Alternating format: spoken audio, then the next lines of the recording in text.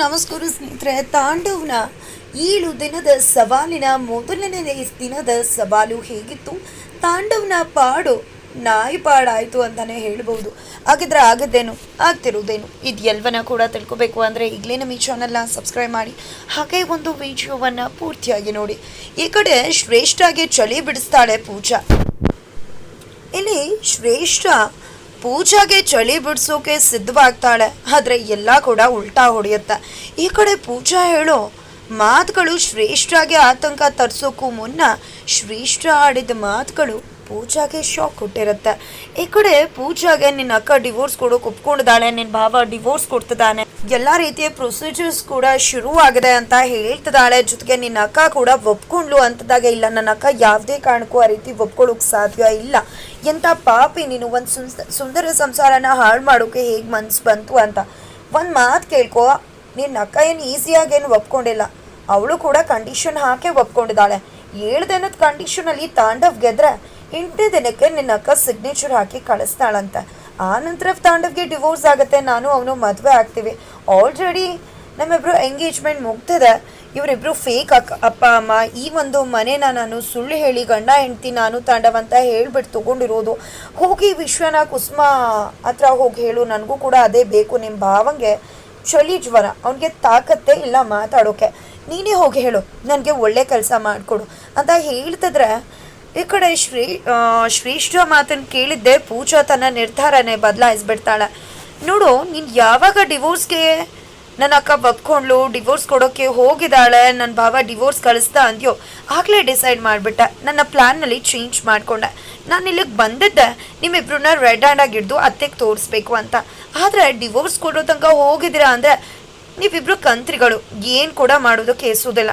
ಅವತ್ತಾನೇ ನನ್ನ ಫೋನ್ ಕದ್ದು ಹೀಗೆಲ್ಲ ಉಲ್ಟಾ ಮಾಡಿದ್ರೆ ಇವತ್ತು ಹಾಗೆ ಬೇಕಾದ್ರೆ ಮಾಡಿಬಿಡ್ತೀರಾ, ನಿಮ್ಮನ್ನು ನಂಬೋಕ್ಕಾಗೋದಿಲ್ಲ. ಅದಕ್ಕೋಸ್ಕರನೇ ನಂಗೆ ತುಂಬ ಚೆನ್ನಾಗಿ ಗೊತ್ತು ನಮ್ಮ ಭಾವ ಡಿವೋರ್ಸ್ ಕೊಡೋಕ್ಕಾಗಲ್ಲ, ಯಾಕಂದರೆ ಚಾಲೆಂಜಲ್ಲಿ ಗೆಲ್ಲಲ್ಲ, ಅವರಿಂದ ಅದು ಸಾಧ್ಯವೂ ಇಲ್ಲ ಅಂತ. ಅಕ್ಕ ಕೂಡ ಡಿವೋರ್ಸ್ ಕೊಡೋದು ಇಲ್ಲ. ಅಕ್ಕ ಮತ್ತೆ ವಾಪಸ್ ತನ್ನ ಮನೆಗೆ ಹೋಗ್ತಾಳೆ, ತನ್ನ ಗಂಡ ಮಕ್ಕಳು ಜೊತೆ ಇರ್ತಾಳೆ.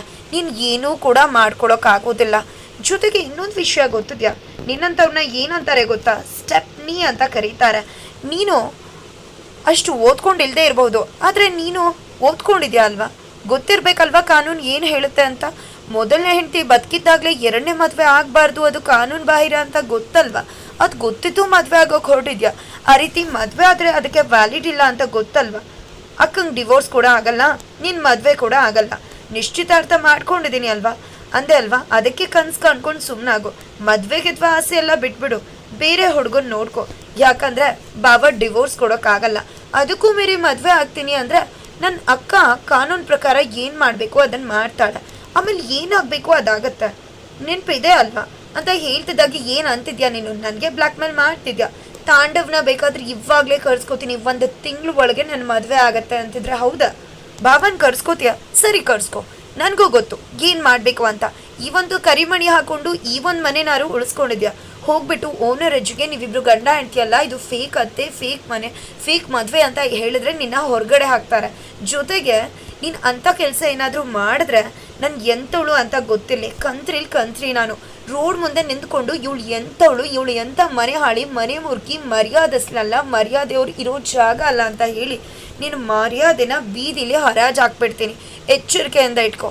ನನ್ನ ಭಾವನ್ನ ಕರ್ಸ್ಕೊಳ್ಳೋದು ಗೆರಿಸ್ಕೊಳ್ಳೋದು ಏನಾಡಿದ್ರು ಮಾಡಿದ್ರೆ ಹುಷಾರು. ಆಮೇಲೆ ನನ್ನ ಅಕ್ಕನ ಜೀವನ ಹಾಳಾಗ್ತಿದ್ರೆ ಕಣ್ಣಲ್ಲಿ ನೋಡ್ಕೊಂಡು ಸುಮ್ಮನಿರೋಳಲ್ಲ ಈ ಪೂಜಾ ಅಂತ ಹೇಳಿ ಚಾಲೆಂಜ್ ಮಾಡಿ ಹೊರಟೇ ಬಿಡ್ತಾಳೆ. ಆ ಕಡೆ ಭಾಗ್ಯ ಅವರು ಅಮ್ಮನ ಮಾತನ್ನ ಕೇಳೋಕ್ಕಾಗ್ದೆ ನಾನು ಇಲ್ಲಿಂದ ಹೊರಟ್ಬಿಡ್ತೀನಿ. ಯಾಕಮ್ಮ ಅಲ್ಲಿಂದ ಇಲ್ಲಿ ತನಕ ಅದನ್ನೇ ಹೇಳ್ಕೊಂಡು ಬಂದಿದ್ಯಾ? ನಿನಗೆ ಗೊತ್ತಿಲ್ವ ಅಲ್ಲಿ ಪರಿಸ್ಥಿತಿ ಏನಾಗಿದೆ ಅಂತ? ನನ್ನ ಗಂಡ ಡಿವೋರ್ಸ್ ಕೊಡ್ತೀನಿ ಅಂದಿದ್ದಾನಮ್ಮ, ಅಂದರೂ ಅಲ್ಲಿ ಇರೋಕ್ಕಾಗುತ್ತಾ? ನಾನು ನನ್ನ ಸಂಸಾರನ ಉಳಿಸ್ಕೊಳ್ಳೋದಕ್ಕೆ ನಾನು ಏನೋ ಮಾಡ್ತಾ ಇದ್ದೀನಿ. ಇಷ್ಟು ದಿನ ಕೂಡ ಒದ್ದಾಡ್ಕೊಂಡಿದ್ದೆ, ಅದು ನನಗೋಸ್ಕರ. ಆದರೆ ಇವತ್ತು ಬಂದಿರೋದು ನನ್ನ ಮಕ್ಕಳಿಗೆ ಅಪ್ಪ ಇರಬೇಕು ಅನ್ನೋ ಕಾರಣಕ್ಕೆ. ದಯವಿಟ್ಟು 7 ದಿನ ಇರೋಕೆ ಅವಕಾಶ ಮಾಡಿಕೊಡಮ್ಮ, ಅಷ್ಟು ನೀನು ಕಷ್ಟ ಆದರೆ ಹೇಳಿಬಿಡು, ನಾನು ಹೋಗ್ಬಿಡ್ತೀನಿ ಅಂತಾರೆ. ಏನು ನಿನ್ನ ತಂಗಿ ಮದುವೆ ಆಗಬೇಕು ಅಂತ ಗೊತ್ತಿದೆ ಅಲ್ವಾ? ಅಂದಾಗ ಅಮ್ಮ, ನನ್ನ ತಂಗಿ ಜೀವನಕ್ಕೆ ನನ್ನಿಂದ ಯಾವುದೇ ರೀತಿ ತೊಂದರೆ ಆಗೋದಕ್ಕೆ ನಾನು ಬಿಡೋದಿಲ್ಲ. ಜಸ್ಟ್ 1 ವಾರ ಇದ್ದು ನನ್ನ ಮನೆಗೆ ನಾನು ವಾಪಸ್ ಹೋಗ್ತೀನಿ. 1 ವಾರ ಆದಮೇಲೆ ನಿನ್ಗೆ ಅದು ಕಷ್ಟ ಆದರೆ ಹೇಳು, ನಾನು ಇಲ್ಲಿ ಇರೋದೇ ಇಲ್ಲ, ಹೊರಟ್ಬಿಡ್ತೀನಿ ಅಂತ ಹೊರಟು ನಿಂತ್ಕೋತಾರೆ. ಆದರೆ ಅಪ್ಪ ಮಾತ್ರ ಮಗಳೇ ಎಲ್ಲೂ ಹೋಗ್ತಿದ್ಯಾ, ಇದು ನಿನ್ನ ಮನೆ, ನಿನ್ನಮ್ಮ ಹೇಗೆ ಅಂತ ಗೊತ್ತಲ್ವಾ, ಅವಳಿಗೂ ಕೂಡ ನಿನ್ನ ಸಂಸಾರ ಹಾಳಾಗ್ತಿದೆ ಅನ್ನೋ ದುಃಖದಲ್ಲಿ ಆ ರೀತಿ ಮಾತಾಡ್ತಿದ್ದಾಳೆ ಹೊರತು ಮನಸ್ಸಿಂದ ನಿನ್ನ ಮನೆಯಿಂದ ಹೊರಗಡೆ ಹಾಕ್ತೀನಿ ಅಂತಿದ್ದಾಳೆ. ಅರ್ಥ ಮಾಡ್ಕೊ ಮಗಳೇ, ನಿನ್ನ ಸಂಸಾರ ಏನಾಗುತ್ತೋ ನನಗೆ ಗೊತ್ತಿಲ್ಲ, ಆದರೆ ನಿನಗೆ ಈ ಅಪ್ಪ ಇದ್ದಾರೆ, ಈ ಮನೆ ಇದೆ, ಯಾವತ್ತೂ ಕೂಡ ಕೈ ಬಿಡೋದಿಲ್ಲ ಅಂತ ಧೈರ್ಯ ಕೊಟ್ಟು ಮನೆಯಲ್ಲಿ ಉಳಿಸ್ಕೋತಾರೆ. ನಂತರ ಆ ಕಡೆ ತಾಂಡವಂತೂ ಅಪ್ಪ ಅಮ್ಮ ಮಕ್ಕಳು ಯಾರು ಇಗ್ನೋರ್ ಮಾಡಿದ್ರು ಸರಿ, ತಾನು ಮಾತ್ರ ಸುಪ್ಪೋಬಾಗಿ ತನ್ನ ರೂಮಿಗೆ ಬಂದು ಎಷ್ಟು ದಿನ ಆಗಿತ್ತು ಅಂತ ಹಾಸಿಗೆ ಮೇಲೆ ಬಿತ್ಕೊಂಡು ಒದ್ದಾಡ್ತಿದ್ದಾರೆ. ಜೊತೆಗೆ ತನ್ನ ಮಕ್ಕಳನ್ನ ಓಲೈಸ್ಕೋಬೇಕು, ಅಪ್ಪ ಅಪ್ಪ ಅಂತ ತನ್ನ ಹತ್ರ ಬರಬೇಕು, ಆ ರೀತಿ ಮಾಡ್ಕೋಬೇಕು ಅಂತ ಪ್ಲ್ಯಾನ್ ಮಾಡಿಕೊಂಡು ಮಕ್ಳ ಹತ್ರ ಹೋಗ್ತಾರೆ. ಆದರೆ ಮಕ್ಕಳುಗಳು ಆಲ್ರೆಡಿ ಅಪ್ಪನ ಜೊತೆ ಮಾತಾಡಬಾರ್ದು, ಅವ್ರು ನಮಗೆ ಅನ್ಯಾಯ ಮಾಡಿದ್ದಾರೆ, ಅಪ್ಪ ಒಳ್ಳೆಯವರಲ್ಲ, ಅವ್ರು ನಾಟಕ ಮಾಡ್ತಾರೆ ಅಂತ ಇಬ್ಬರು ಕೂಡ ಡಿಸೈಡ್ ಮಾಡ್ಕೊಂಡಿದ್ದಾರೆ. ಆದರೆ ಇನ್ನೂ ಕೂಡ ತನ್ವಿಗೆ ತನ್ನ ಅಮ್ಮನ ಬಗ್ಗೆ ಬೇಜಾರು ಹೋಗಿಲ್ಲ, ಈಗಲೂ ಕೂಡ ಹೋದ್ರು ಅನ್ನೋ ಬೇಜಾರು. ಆದರೆ ಗುಂಡಣ್ಣ ಅಮ್ಮಂಗೆ ಹುಷಾರಿಲ್ಲ ಅಲ್ವಾ, ಅದಕ್ಕೆ ಹೋಗಿದ್ದಾರೆ. ಅಮ್ಮ ತುಂಬ ಒಳ್ಳೆಯವಳು, ನಮ್ಮ ತುಂಬ ಪ್ರೀತಿ ಮಾಡ್ತಾರೆ, ಆ ರೀತಿ ಹೇಳ್ಬೇಡ ಅಂತಾನೆ. ಆದರೆ ತನ್ವಿ ಮಾತ್ರ ನನಗಿಬ್ರು ಇಷ್ಟ ಅಲ್ಲ, ಇಬ್ರು ಇರಿಟೇಷನ್ ಮಾಡ್ತಾರೆ ಅಂತ ಹೇಳ್ತಾಳೆ. ಜೊತೆಗೆ ನಿನ್ನ ಬೇಕಿದ್ರೆ ನಿನ್ನ ನೋಡ್ಕೊ, ಮಾತಾಡಬೇಕೋ ಬೇಡವೋ ಅಂತ, ಆದರೆ ನನಗೆ ಮಾತ್ರ ಹೇಳೋಕೆ ಬರಬೇಡ, ನನಗೆ ಗೊತ್ತಿದೆ ಏನು ಮಾಡಬೇಕು ಅಂತ ತನ್ವಿ ಹೇಳ್ತಾಳೆ. ಅಷ್ಟರಲ್ಲಿ ಅಪ್ಪ ಬರ್ತಾರೆ. ಏನು ಮಕ್ಕಳ ಏನು ಮಾಡ್ತಿದ್ರಾ, ಅಪ್ಪ ಹೋಮ್ವರ್ಕ್ ಮಾಡೋದಕ್ಕೆ ಸಹಾಯ ಮಾಡಲ, ಮ್ಯಾಥ್ಸ್ ಸೈನ್ಸ್ ಏನು ಮಾಡಬೇಕು ಹೇಳಿ ಅಂದಾಗ ನನಗೆ ಯಾವ ಹೋಮ್ವರ್ಕ್ ಕೂಡ ಮಾಡಿಕೊಡ್ಬೇಕಾಗಿಲ್ಲ, ನಿಮ್ಮ ಜೊತೆ ಮಾತಾಡೋಕ್ಕೂ ನಂಗೆ ಇಷ್ಟ ಇಲ್ಲ ಅಂತಿದ್ರೆ ಏನು ತನ್ಮಯ್ ನೀನು, ಅಪ್ಪ ಇಷ್ಟಿಂದ ಪ್ರೀತಿಯಿಂದ ಬಂದರು ದೂರ ತಳ್ತೀಯಲ್ಲ ನೀನು ಅಂದಾಗ ಎಲ್ಲಿ ಹೋಗಿದ್ರೆ ಇಷ್ಟು ದಿನ, ರೆಸ್ಟೋರೆಂಟಲ್ಲಿ, ಸ್ಕೂಲ್ಗೆ, ತನ್ವಿ ಅಕ್ಕಂಗೆ ಆಕ್ಸಿಡೆಂಟ್ ಆದಾಗ ಅವತ್ತಿಲ್ಲ ಇಲ್ಲದೆ ಇರೋರು ಇವಾಗ ಬಂದಿದ್ದೀರಾ ಅಂತ ಹೇಳಿ ಹೊರಟೇ ಹೋಗ್ಬಿಡ್ತಾನೆ. ಈ ಕಡೆ ತನ್ವಿ ಪುಟ್ಟ, ನಿನಗಾದ್ರೂ ಅಪ್ಪನ ಪ್ರೀತಿ ಅರ್ಥ ಆಗುತ್ತೆ ಅಲ್ವಾ ಅಂದಾಗ, ಬೇಡ ಪಾಪ ನಾಟಕ ಮಾಡಬೇಡಿ, ನನ್ನ ಎಕ್ಸಾಮ್ ಇದೆ, ನನಗೆ ಹೋಮ್ವರ್ಕ್ ಇದೆ, ಮಾಡ್ಕೋಬೇಕು, ದಯವಿಟ್ಟು ಹೋಗಿ ಅಂತ ಹೇಳ್ತಿದ್ದಾಳೆ. ಅವತ್ತು ಏನೋ ಪುಟ್ಟ ಆ ರೀತಿ ಆಗೋಯ್ತು ಅಂದಾಗ, ಬೇಡ ಪಾಪ ಅವತ್ತು ದುಡ್ಡು ಕೇಳಿದೆ ಕೊಟ್ಟರೆ ಎಷ್ಟೆಲ್ಲ ಮಾತಾಡಿದ್ರಿ, ಸುಳ್ಳಿ ಅಂದ್ರಿ ಅಂದಾಗ ನಾನು ಆಮೇಲೆ ಎಷ್ಟು ಫೀಲ್ ಮಾಡ್ಕೊಂಡಿದ್ದೀನಿ ಅಂತ ಗೊತ್ತಾ ಮಗಳೇ ನಿನಗೆ ಅಂತ ಪೂಸಿ ಹೊಡ್ತಿದ್ದಾರೆ. ಆಲ್ರೆಡಿ ಅವಳು ಮೆಲ್ಟ್ ಆಗೇ ಬಿಟ್ಲು. ನಂತರ ಟೈಮ್ ಆಗುತ್ತೆ, ಎಲ್ಲ ಕೂಡ ಊಟಕ್ಕೆ ಕುತ್ಕೊಂಡಿದ್ದಾರೆ. ತಾಂಡಗೂ ಊಟಕ್ಕೆ ಬರ್ತಾರೆ, ಅಡುಗೆನೇ ಮಾಡಿಲ್ಲ. ಈ ಕಡೆ ಊಟಕ್ಕೆ ಬಡಿಸಮ್ಮ ಅಂದಾಗ, ಯಾರು ಬಡಿಸ್ತಾರೆ, ಯಾರಿದಲ್ಲಿ ಊಟಕ್ಕೆ ಬಡಿಸೋಕೆ, ನೀನೇ ಬಡಿಸ್ಬೇಕು ಅಂದಾಗ, ಅಯ್ಯೋ ಅಷ್ಟೇ ತಾನೇ ಇರಿ ಊಟಕ್ಕೆ ಬಡಿಸ್ತೀನಿ ಅಂತ ಅಡುಗೆ ಮನೆಗೆ ಹೋಗ್ತಾರೆ. ಅಮ್ಮ ಏನು ಇಲ್ಲಿ ಏನೂ ಇಲ್ವಲ್ಲ ಅಂದಾಗ, ಏನೂ ಇಲ್ಲ ಅಂದರೆ ನೀನೇನು ಮಾಡಿದ್ಯೋ ರಾಜು, ಅದನ್ನೇ ತಂದು ಬಡಿಸು ಅಂತ ಕುಸುಮವ್ರು ಹೇಳ್ತಾರೆ. ನಾನು ಏನೂ ಮಾಡೇ ಇಲ್ವಲ್ಲ ಅಂದಾಗ, ನೀನು ಮಾಡಿದೆ ಇನ್ಯಾರು ಮಾಡ್ತಾರೆ, ಓ ನಮ್ಮ ಹೊಟ್ಟೆಗೆ ತಣ್ಣೀರು ಬಟ್ಟೆನ ನಮ್ಮ ಭಾಗ್ಯ ಇದ್ದಿದ್ರೆ ಇಷ್ಟೊತ್ತಿಗೆಲ್ಲ ನಮಗೆ ತಂದು ಬಡಿಸ್ತಿದ್ಲು ಅಂದಾಗ, ಅಯ್ಯೋ ಅವ ಈಗ ಆಲ್ರೆಡಿ ನಿನ್ನ ಸೊಸೆ ಪುರಾಣನ ಎತ್ಕೊಂಡು ಕುತ್ಕೋಬೇಡ, ಈಗ ಅಡುಗೆ ಮಾಡ್ಬೇಕು ತಾನೇ, ಸ್ವಲ್ಪ ಟೈಮ್ ಕೊಡು ಅಷ್ಟು, ಅರ್ಧ ಗಂಟೆಲಿ ಎಲ್ಲ ತಂದು ಮಾಡಿ ಬಡ್ಸಾಕ್ತೀನಿ ಅಂದಾಗ, ಏನು ಮಾಡ್ತೀಯೋ ಏನು ಅಂತ ಕಾಯ್ಕೊಂಡು ಅಜ್ಜಿ ತಾತ ಮೊಮ್ಮಕ್ಕಳು ಎಲ್ಲ ಕೂಡ ಕುತ್ಕೊಂಡಿದ್ದಾರೆ. ಈ ಕಡೆ ತಾಂಡವ್ಗೆ ಒಲೆ ಹಚ್ಚೋಕೆ ಬರಲ್ಲ, ಅಡುಗೆ ಮಾಡೋಕೆ ಬರಲ್ಲ, ಅದು ಏನು ಮಾಡ್ತಾರೆ ಅಂತ ಗೊತ್ತಿಲ್ಲ. ಫಸ್ಟ್ ಡೇ ಫಸ್ಟ್ ಚಾಲೆಂಜ್, ಆ ಒಂದು ಟಾಸ್ಕ್ ಅಂತೂ ಕಬ್ಬಿಣ ಆಗ್ಬಿಟ್ಟಿದೆ. ತಾಂಡವ್ಗೆ ಏನು ಮಾಡಬೇಕು ಅಂತಾನೆ ಗೊತ್ತಾಗ್ತಿಲ್ಲ.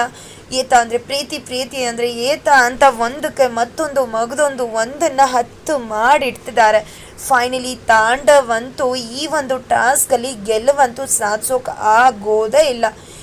ಮನೆ ಊಟ ಅಂತ ಹೇಳೋ ತಾಂಡವ್ಗೆ ಭಾಗ್ಯ ಕೈಯಿಂದ ತಿಂದು ತಿಂದು ತಿಂದು ತನಗೇನು ಮಾಡಬೇಕು ಅಂತಾನೆ ಗೊತ್ತಾಗ್ತಿಲ್ಲ. ಭಾಗ್ಯ ಏನು ಮಾಡ್ತಿದ್ಲು ಅಂತ ಇವಾಗ ಅರ್ಥ ಆಗ್ತಿದೆ ತಾಂಡವ್ಗೆ ಭಾಗ್ಯ ಕಷ್ಟ ಏನು ಅಂತ. ಅಲ್ಲಿದ್ರೂ ಕೂಡ ಭಾಗ್ಯ ತನ್ನ ಅತ್ತೆಗೆ ಫೋನ್ ಮಾಡಿ ಊಟ ಆಯ್ತಾ, ಆರೋಗ್ಯವಾಗಿದ್ದೀರಾ ಅಂತ ವಿಚಾರಿಸ್ಕೊತಿದ್ರೆ ಅತ್ತೆ ಕಣ್ಣಲ್ಲಿ ನೀರು ತುಂಬ್ಕೋದು. ಫೈನಲಿ ಭಾಗ್ಯ ಅಂದ್ಕೊಂಡಾಗ ತಾನು ಗೆಲ್ತಾಳೆ ಅಂತ ಅನ್ಸತ್ತೆ. ಯಾಕಂದರೆ ತಾಂಡವ್ಗೆ ಇದನ್ನೆಲ್ಲ ನಿಭಾಯಿಸೋದು ಕಷ್ಟ ಅಂತ ಗೊತ್ತದೆ. ತಾಂಡವ್ಗೆ ಆ ಸವಾಲನ್ನು ಹಾಕಿದ್ದು. ಫೈನಲಿ ತಾಂಡವ್ ಭಾಗ್ಯ ಒಂದು ಬಲಿಯಲ್ಲಿ ಲಾಕ್ ಆಗ್ತದಾನೆ ಅಂತ ಹೇಳ್ಬಹುದು. ಹಾಗಾದರೆ ಮುಂದೇನಾಗುತ್ತೆ ತಿಳ್ಕೊಬೇಕು ಅಂದರೆ ಈಗಲೇ ನಿಮ್ಮ ಈ ಚಾನೆಲ್ನ ಸಬ್ಸ್ಕ್ರೈಬ್ ಮಾಡಿ, ಹಾಗೆ ಮುಂದಿನ ವಿಡಿಯೋಗೋಸ್ಕರ ವೇಟ್ ಮಾಡೋದನ್ನು ಮರಿಬೇಡಿ.